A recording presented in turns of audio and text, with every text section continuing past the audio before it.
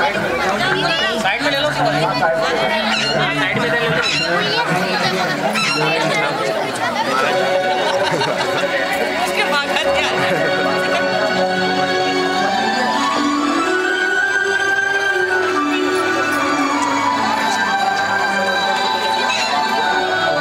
अब सुखदेव जी महाराज सूर्यवंश का वर्णन कर रहे हैं। सूर्यवंश में कौन हुआ था?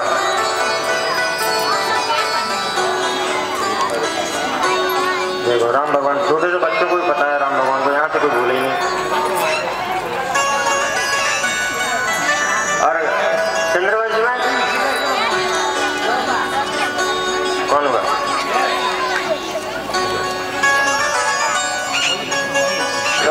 सूर्यवंश के जो प्रतापी राजाओं में सबसे पहले राजा हुए, यशस्वी राजा हुए, वो युवनाश हुए। सूर्यवंश की विशेषता है कि यहाँ पर बिना यज्ञ किए किसी को पुत्र उत्पन्न नहीं हुआ। जिसने जिसने यज्ञ किया है उसी के यहाँ पुत्र हुआ है।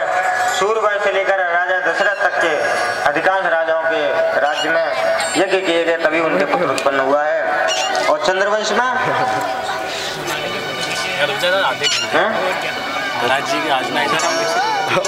बिना झगड़े के कोई विवाह नहीं हुआ। हर विवाह में सबसे पहले झगड़ा। जोर से भाई, जोर से। रुक्मिणी भगवान झगड़ा करके लाए थे। चंद्रमा से बिना झगड़े के किसी का विवाह नहीं हुआ। चंद्रमा से लेकर द्वारिकानाथ भगवान कृष्ण के जीवन पर्यंत तक सभी राजाओं का विवाह जो हुआ है वो जबरदस्ती हुआ है। प्रद्युम्न थे भगवान कृष्ण के पुत्र, वो भी जबरदस्ती विवाह उन्होंने किया था।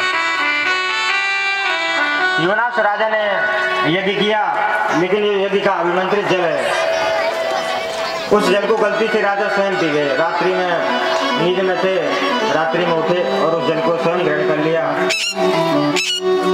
पत्नी उस जल को पीती तो उसके पुत्र उत्पन्न होता, लेकिन राजा को रात्रि में प्यास लगी, उसने वो जल पी लिया। वशिष्ठ देव ने ध्यान लगाकर देखा और कहा, राजन तुमने तो बहुत बड़ी गड़बड़ कर दी है। राजा ने पूछा, क्या हुआ महाराज? वशिष्ठ जी बोले, राजा अब तो जो पुत्र होगा वो तुम्हारे पेट से उत्पन्न होगा, क्योंकि जो जल था अभिमंत्रित जल वो तुमने पी लिया है। राजा के मन में बड़ी भारी चिंता हो गई। राजा का पेट जो है चीरकर बालक को बाहर निकाला गया, लेकिन अब सबको चिंता हो गई कि बालक दूध किसका पिए। तब स्वर्ग से इंद्र आए, इन्होंने अपनी तर्जनी उंगली से इस बच्चे को अपना दुग्धपान कराया है। उस बालक का नाम हो गया मानधाता। मानधाता के पुत्र हुए मुचकुंद, जो बहुत तपस्वी थे, जिनको भगवान श्री कृष्ण ने मुक्ति दिलाई। इन्हें मानधाता महाराजा के वंश में आगे चलकर त्रिवंदन हुए, त्रिशंकु हुए, महाराज हरिश्चंद्र हुए, जिन्होंने सत्य का पालन करने के लिए अपना सर्वस्व जो है बलिदान कर दिया था। इस वंश में आगे चलकर एक विचित्र राजा हुए, जिनका नाम था बाहुक। बड़ी रानी यज्ञ के द्वारा अभिमंत्रित जल को, बड़ी रानी ने अभिमंत्रित जो चरु है उसको खिलाया। बड़ी रानी को घर में बालक आया, लेकिन अन्य रानियों ने उसके ईर्ष्यावश उसको जहर दे दिया। घर में बालक का विनाश करने के लिए उसको जहर दे दिया।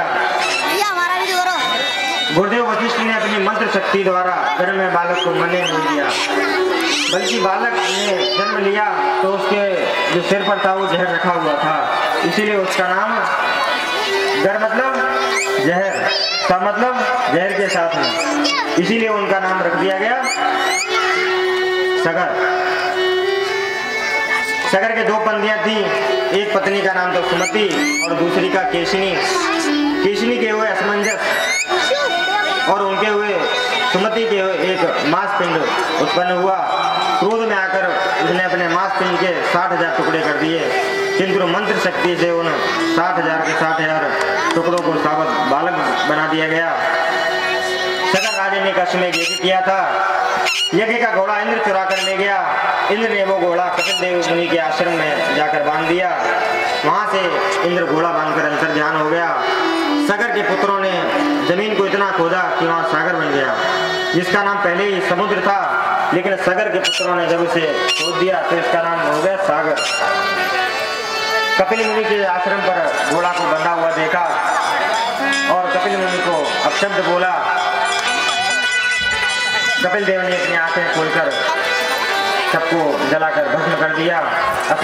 इसके बाद असमंजस के पुत्र हुए अंशुमान ने तपस्या करके कपिल देव को प्रसन्न किया।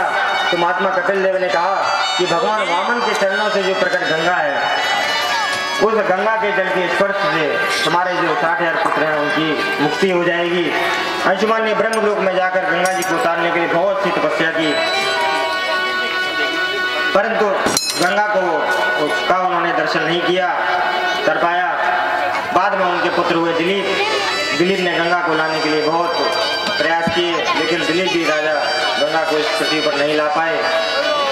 इसके बाद उनके पुत्र हुए भागीरथ की तपस्या से प्रसन्न होकर माँ गंगा ने 2-3 शर्त मनवाकर आई इस पृथ्वी पर।